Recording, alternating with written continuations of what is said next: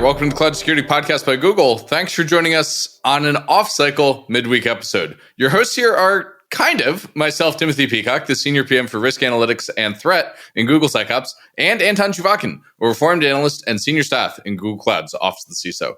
You can find and subscribe to this podcast in the usual place, but listen up in a little bit for where to find the next podcast we're going to be talking about. If you enjoyed their content, hit that subscribe button for their show as well. Anton, what is going on today, and why is our intro so different? Yeah. I mean, Tim is being downright weird, but in a good way. So this is kind of an experiment, and I guess we are not listening to enough podcasts because I was told that it's a normal thing for one podcast to sort of embrace another podcast episode, usually the more established podcast for a new one, and basically wrap them in a wrapper and air them. Wait, are you saying that we're an established podcast? I think, Tim, we are an established podcast because I just... Crazy. You know, it's crazy because remember this case when we were looking to interview a certain person in security, and I said, oh yeah, we built questions for him, I think in 2022. and that exploded my brain. And I know we're going on a rant instead of promoting the other podcast. No. So yes, we have 3-year-old questions that we're finally going to use soon. But what is this new podcast all about? What is it called? Who are the hosts? And why are we talking about it today? So the podcast is called The Cyber Savvy Boardroom. The Cyber Savvy Boardroom. Correct. If you really want to go linguistic on me, we can debate, is there a dash between cyber and savvy? On their official site, which I built anyway, so there's a dash.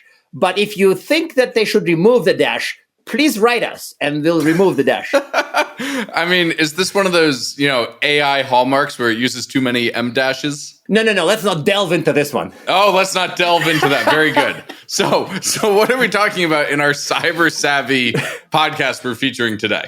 We are talking about AI, right? Correct. And I also want to briefly touch why there's boardroom in the name. Because our podcast, we feel, is useful for security leaders, security professionals, people interested in security, security learners. Yes. Like, it's ultimately a cloud security podcast. Yes. Maybe some cloud non-security people listen, but maybe we annoy them. I definitely think I annoy them. No comment. So the new podcast is for boardrooms and leaders, not security leaders, company leaders. So it's a much smaller audience. Much smaller audience, but a much more rarefied audience with a lot different interests compared to our audience. So if any of you listen to the Cyber Savvy Boardroom episode, which you'll hear in a few moments, you may not like it because maybe it's not for you. But I assure you. But it might be for your board. It may be for your boss's boss, your board. And deep in my heart, the episode we're going to wrap today has insights for security leaders and professionals. What are some of the things to look forward to? Okay. So this is episode 2 of the Cyber Savvy Boardroom that we'll introduce in a moment. And there's one bit that the speaker there, the guest there, makes to the hosts. And the hosts, by the way, are David Homovich and Alicia Cade from our team, from my team, Office of the CISO. So they're running that show. Alicia should be familiar to some of our listeners. We've featured her on the show before. Correct. And remind me to add her to resources for this episode. Yes, we're being self-serving a little bit. But us never. Yes. No. The guest is a boardroom advisor, and he actually speaks to boards and executives all the time. Not to engineers, not to managers, but to company leaders and boards. And one topic that came up is adopting AI security. Now, if you remember AI adoption discussions here, we talk about the use case approach. But the guest mentioned that if you go with use case-based approach and you go kind of wild and you have 200 use cases, 500 use cases, you probably would never convert to a strategy. And I have this instinctive reaction. I want to argue with him. But then, as they say... But you're not a host, so you can't. I got enlightened. Yeah, that's a good point. I'm a listener, so I can't argue. I can see it, listeners. Anton's driving to work, and he's arguing in the car with the podcast. Correct. A little bit like Notebook LM thing, when you can get to argue with AI hosts. Yes. Okay, so how did you find enlightenment? I actually found enlightenment because you're right. If you go disjoint use case-based approach and never think of a strategy, you just think, got to try the use cases. It's very hard to retrofit strategy in. So I sense that you need to have a strategy and then practice the use case approach to adoption. Sorry, can I put on my PM hat for a minute and just say to you, please. Duh. Obviously, you can't retrofit a strategy on top of a pile of use cases. I think they teach you that like the first day of PM school when designing a strategy. But I'm going to bite my tongue right now, very hard. Oh. Okay, that's the sound of me biting my tongue. And the reason I'm biting it is because I have seen PMs here who kind of are bottom-up PMs, right? You've seen those, right? And not name names. Don't name names. No, we won't name names. We don't do that here. We're like the Verizon guys. We don't name names. Well, yeah, but the point is that there are people with bottom-up ideas that assume that later the strategy would emerge. Yes. I think those people are wrong. Okay, I agree. So that's what I got to when I was listening to the episode. So I think that we suggest you listen to the whole episode. I think it's 20 minutes. Subscribe to the Cyber Savvy Boardroom. Tell your boss about it. That's kind of the most important part. Tell your boss, tell your boss's boss. I don't know if you can tell the board directly, but ultimately it's a very fun show for the right audience. It's very useful. It's very insightful. And they have one advantage over us. What's that? They're even shorter. No way. Yes. Yes, they are. Well, listeners, with all of that promise, I hope that all of you, despite Anton's urging to send it to your boss's boss's boss, also enjoy this content. And with that, let's turn things over, not to today's guest, but to, well, today's podcast.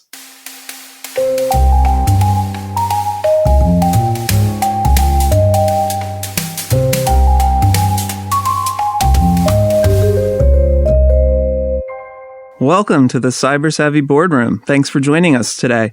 Your hosts are myself, David Hamovich, and Alicia Cade, both within Google Cloud's Office of the CISO. You can find and subscribe to this podcast wherever you get your podcasts. So, Alicia, today's guest is Christian Kram. Oh, yes. Christian is a great pal of mine going back to our CISO days in banking and someone that has contributed to our key board publications, Perspective on Security for Boards, available on the Google Cloud Board Insights app. Yeah, and at the end of our discussion, we finally get an answer to that blockbuster movie question about the true role of humans in the world of AI. So let's get to the discussion. Christian, welcome to the Cyber Savvy Boardroom. You're a strategic advisor, an investor, and overall AI savvy person. So let's dig into the world of AI adoption and security. And I would say there's a fear of the unknown with AI. AI can seem like a black box for a lot of people, especially to those unfamiliar with its mechanisms. Why do you think that boards see AI as a strategic dilemma for their enterprises? Yeah, great question, actually. And boards are really struggling right now because there's such an interest in adopting AI. People are very excited about it. It's been in the market for several years now. Probably more interesting since the launch of ChatGPT, and we've seen a lot of adoption in the market, a lot of tests in the market. There's a lot of trial and error being seen there. For many of the boards, they're split into two parts. Either the skeptics that have tried to do something interesting with it and they haven't seen the gains and then the real enterprise value come to market. And for others, they think of it as a necessity to ensure that their business models are evolving and will have a continuity and they remain competitive considering how the world could change there. Two different camps that are betting on two different futures, and we're going to have to see who's going to be able to win and how they're going to be able to shape the next stage of their evolution. Perhaps this dilemma translates itself into a slow adoption, which equals missed opportunities, potentially. How are boards of directors in AI-enabled success champion companies addressing these dynamics? Many of the successful players are really spending a lot of time right now trying to build less technology and rethink strategically what does it mean for their core business models.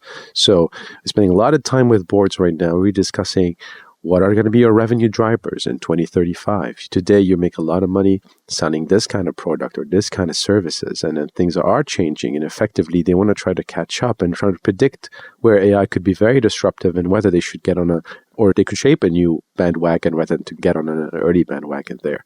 So I would probably break it down to like three main things that are important right now for successful companies. One, like I said, there's a very strong push from the board in understanding the disruptiveness of the business model and how to evolve in that direction. That's a business conversation. The second one is really about trying to break the existing corporate silos. Many of the big successful companies that we have built for the last 30 years, 40 years, 50 years, a certain corporate DNA based on divisional structures because of mergers and acquisitions and the evolution of their businesses.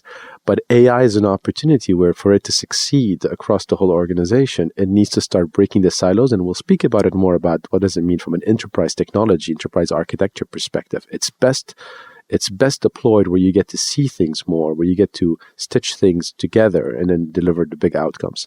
And the third part, which is something they can control today, and a very, very, very interesting indicator, is that the companies that are moving very quickly to build only use cases are failing, are the ones that are actually trying to fix a very small problem.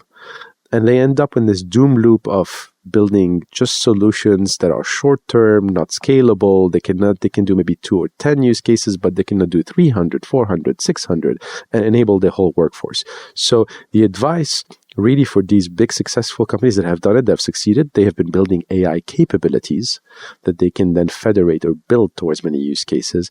And they have a very strong framework to qualify use cases. By that it means being able to move a use case into a business case that has value tied to it. There is value that directly is tied up to the business of the company. So assurance is kind of always key to de-risking the emerging technology. And it's true for AI, especially in the cyber context. If your business is adopting AI, what can boards be expecting of the C-suite? A very interesting tone from the top has really kind of shaped a lot of the thinking around how fast you adopt AI and how important security is part of the conversation. No secret, obviously, people are still very concerned about how to adopt AI, where to adopt AI. The regulation component is still a big question mark. But I'll say something interesting that I've found over the last couple of years. The majority of the work that I've seen right now as a top priority in enterprise is actually securing existing AI solutions that have been taken to market. And the security component of it is actually highly focused on the basics of security: identity access management, account security, database sharing, over permissive rights, all these kind of things that we've been doing in security for over 20 plus years, 30 plus years. And it's with the idea that AI becomes a new crown jewel. So you have to actually secure the interactions with AI that are directly dealing with the AI. Right? So I wouldn't say there's something big today that's different around how we do security. Obviously, building products with AI is a whole different story, requires different rules of engagement, is a new kind of discipline in that space. But for the most of the work that people are using today, chatbots and knowledge agents and these kind of solutions, it is really about controlling what data they can access, what users are giving them access to, and how you can restrict that and have a good audit trail on it, right?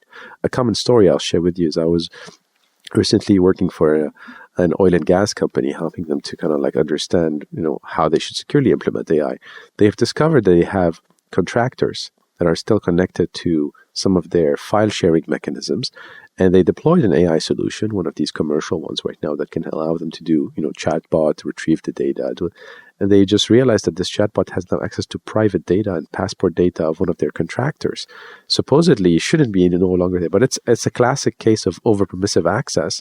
AI is given a free territory to roam and to operate and retrieve information, and therefore it's a classic problem that we've seen as well for many years of security. It's just extended out to a new system that is supporting us. Yeah, I really like that point. So obviously this is the Cyber Savvy Boardroom. I want to pull on the security thread a little bit more. How should boards be thinking about AI in this world of cybersecurity? And I'm thinking both sides of the coins here, right? Securing AI and then overall using AI for cybersecurity itself. Yes, I like this a lot. So it's like the three main perspectives are securing the AI, as AI being your new crown jewel, and a system that you want to invest in and build your company around and then grow it. Securing from AI, which are obviously new AI emerging threats that we're seeing that are yet to see, in the wild and in a more pervasive manner, but they're going to come. It's going to open a new attack surface, a new set of problems to address. And the third part is really securing with AI, which is the element of productivity. How do humans run much faster using AI as a co-assistant or a partner that we can work with to deliver the same outcomes, to do everything a lot faster, to do things in a more holistic, highly visible way that gets things done. And it's quite interesting because when you see the current evolution of the cybersecurity market, all the AI startups are coming up the last 3 years are really based out on these three main categories, right? Securing specifically the new AI products that you're releasing, giving protection for them hasn't really picked up completely, but it's still there. And I think as the market is growing in AI solutions, it will grow eventually. You see probably the biggest growth in securing with AI, which is, classic assistants coming in. A very strong interest right now around AI in playbooks, AI and providing secure layers for prompting, for the DLP, observability, all that bit. I'm seeing this year, and very excited to see probably in the next couple of months at RSA, I'll see probably a lot of interesting companies coming in around security operations and AI. Last year, they were mainly in information retrieval. This year, they're a lot more in what we call agentic capabilities. And agentic capabilities are an evolution of LLMs. We always like to remind board members that LLMs are very interesting solutions, but they're more like a unfinished product. They're more like a brain. And then for, agents are more of a finished product where they have memory, they have to be able to interact, they have to be able to execute some work. I think the market is evolving so quickly and it's very exciting in many ways, but for sure, there's a big opportunity to kind of invest in that world. So exciting market, exciting offers. It means supply chain and perhaps changes in the supply chain and the whole partner ecosystem. And for any enterprise, of course, the supply chain is very important part of doing the business and considerations for security and operational resiliency. Is AI transforming the architecture of the supply chain and the dynamics within? Yes, AI is definitely changing the way we're interacting on the supply chain side and even more on the internal enterprise architecture side. Let's unpack this in two bits. So maybe on the supply chain specifically, the advent of AI agents is really kind of like hiring a Fiverr consultant, bringing them in for a short job, getting the work done and leaving. I don't see how people actually hire Fiverr consultants in a normal company without doing all the checks and balances before they bring them in. So imagine the amount of risk that you're bringing this company when you have an agent solution coming in. This can be managed, obviously. There's, technology always can be managed. There's a lot that can be done, and there's a great opportunity there. But we will be expecting to see a lot of these, free agents, consultants format coming in, doing some work, which means that obviously API security is very important. Agent API security will be even more important because you need to see what's interacting with your infrastructure, with your data, with your workflows, with your key partners and an ecosystem. So yes, it will change significantly. There will be a need for elasticity to be able to operate and to secure those layers of interactions there. On the enterprise architecture side, this is a very important moment because AI architecture is very unique, very different. We touched on it in the earlier segment around silos. The companies that are succeeding today are the ones that have found a way to break those silos and to create a fabric for AI that allows it to pull the information, pull the required data as needed, and then to be able to deliver those transformative outcomes for the organizations. So if I were to kind of put it together, the opportunity is this. Last 20 years of success in SaaS has really been on what we call systems of record. The classic big names that we have known for the last, very successful companies worth billions and trillions of dollars are really built on systems of record where you store the data, you make the data available. And, probably in the last 10 years, we've seen them evolve towards system of intelligence where they're showing insights based on that data. They're not just owning your data, but they're also allowing you to kind of derive insights so you can do things smarter, better, more efficient. And then today, what AI is adding to that equation is what we call system of action. So it's the ability to move from just storing your data and driving insights to actually actioning that insight and doing the work. And that's important because it changes, obviously, one, the economics of how we charge for SaaS. It's no longer just a standard license, it's usage because you have to see the outcome. At the same time, you're seeing how as a company, now you depend more on your vendors and your ecosystem to do work on your behalf. It's the equivalent of hiring consultants in the old days to come and run a control for you or run a job for you. But now it's all being done by an actual AI system. And that's very transformative. It's a big opportunity. Nonetheless, requires to be addressed very carefully with a lot of risk management in mind. But, I think the future is very exciting when you think about the possibilities you could kind of really unveil with this. Yeah. So a bit of a funny way to pose the question maybe, but I think it's very serious and something that a lot of people within companies are concerned about is what is the role of the human in the Terminator world now, right? And so how can boards ensure that the entire company, not just their tech teams, not just their security teams, can truly kind of grasp the potential use of AI, the benefits associated with AI, and then how can they ensure that, the workers within their companies have a role in the AI world? It's such a good question. And I think this is one of these topics that definitely is a direct factor on slowing the adoption or increasing the adoption, right, in many cases. Mm-hmm. Here's a small anecdote. I was doing a short offsite the other day with a big conglomerate rethinking the future of AI. What does it mean for their business? And one of the board members said, well, I don't think our people are ready for this. I don't think people are ready because in many of them, they have jobs. They feel very threatened by AI. And I said, well, look, here's another way to approach it. Let's take a job description, anybody's job description. There's definitely 4 to 5 bullet points that they would be very glad to just give back to AI and not have to do. It's a phased approach. We're not talking about completely removing, a job, but the way you build AI agents today is very much modeled to our humans. A human has a role, a bunch of goals to execute, and these goals have to have a bunch of tasks. And so when you build agents, you build them bottom up. You give them some tasks, eventually some goals, In the future, they may have a role. We don't know, but it will redesign the way that we think about it. And I think that's the approach that many of these successful companies are thinking is that we need to get the first step in, help them understand that, yes, you don't have to do these very difficult, unwanted tasks, cumbersome tasks that they do not enjoy as well. And that's a good compromise to start in the right direction. The other bit that I will add to it is that the mindset of a security culture is important because the employees now are very hypersensitive to the risks of AI. I think when you think of the adoption in the last 2 years, it has been drumming a lot around their minds that you could leak the data. This can go rogue. This can do wrong things. If you've seen a lot of things go well, seen a lot of things go bad.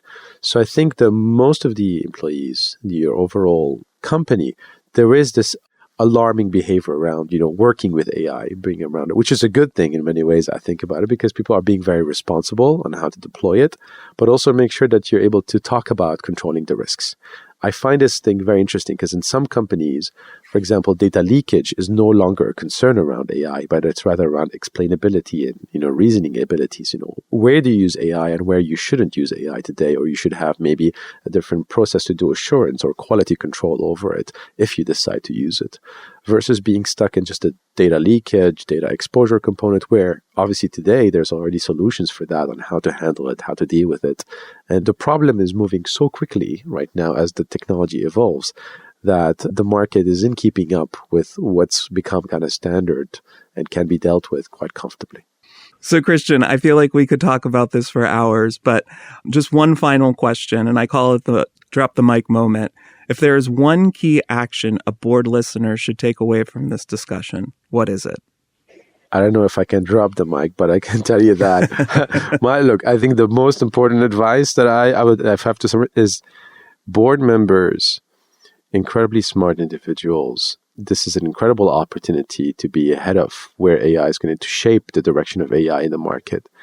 Ultimately, this all boils down to it's a great opportunity to modernize your business. And it deserves the time. This is not about technology. AI as a technology is there. It's about how you apply the technology to existing business models. And I think in 10 years' time, we're going to go back and we're going to think, geez, these business models used to exist and they no longer do. And we've seen this for many years, right? We've seen, Yellow Pages disappeared and many other technologies, many other business models, and DVD rentals. We're just talking about it, a couple of days ago over dinner. This is very important for them, and it's table stakes. It's an important topic, and the technology is here to enable all the possibilities that they never thought could have been done. It's the time, it's the maturity of it. It's there. Christian, thank you so much for sharing your expertise with us today on the Cyber Savvy Boardroom. Thank you very much. Pleasure to be here.